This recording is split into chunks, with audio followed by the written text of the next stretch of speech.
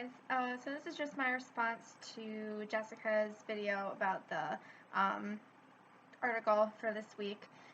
So the first discussion question that you talked about was, what is family? How do I define family? So for me, I kind of would say that I have two definitions of a family. The first one being, what is the traditional definition of a family? That would be mother, father, child, or children.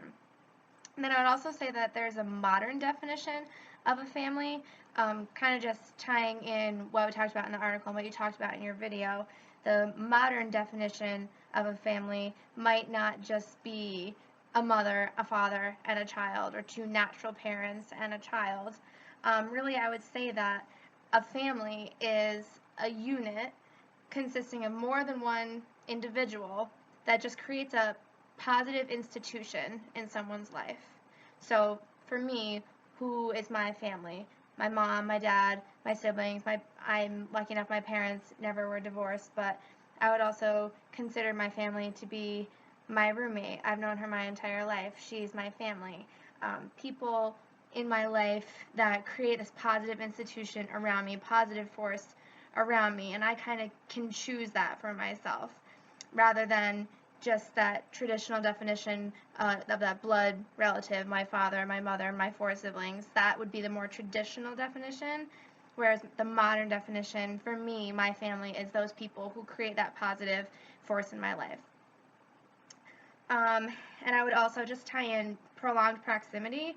So people who you consider your family that you're near, you're close to physically for a prolonged amount of time, rather than extended family. So my grandfather lives in Maine. He's my extended family, not necessarily my view of who my family is right here in Cobusco, New York. And it's kind of like how the concept of marriage has changed a little bit. So the traditional marriage is man and a woman.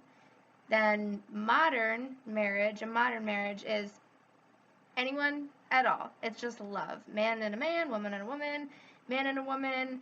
A modern definition of marriage is just two people who love each other and want to make that long-term commitment, rather than, only man, only woman, together. That's the concept of marriage. So it kind of is similar to that, and of course that obviously plays right in to just what the definition of a family even is. And then the second discussion question that you talked about are the decline factors actually negative? And I would say absolutely not, because the whole purpose of each of these separate little factors that you talked about, they're supposed to be, their whole aim is to be positive.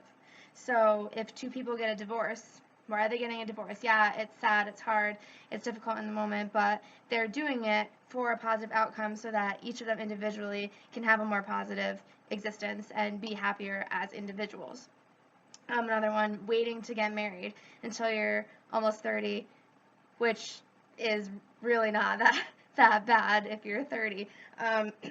Waiting for marriage, individuals can be more established as individuals and as human beings who are independent and have their own thoughts and have their own dreams and visions and goals. They can be more established as a human themselves before they come into this union, which is a more positive outcome. And then just another one, having only one or having only a few kids. If you only have a few kids, 2 kids, 1 kid, you're going to have more concentration of your wealth. You're going to have a higher quality of life. You're not going to be spending money on so many children. Coming from a giant family myself, I know that firsthand. Hand-me-downs suck. Having hardly any money for the number of people in your family sucks.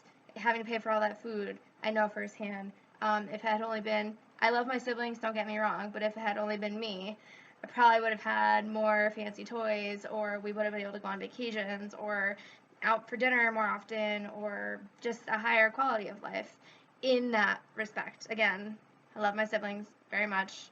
No regrets. Good job, Mom and Dad. So those are my thoughts on the discussion questions. Thank you. I just want to say thank you for going first with your report. I think you did a really good job. So Thanks so much, and that's it. Bye.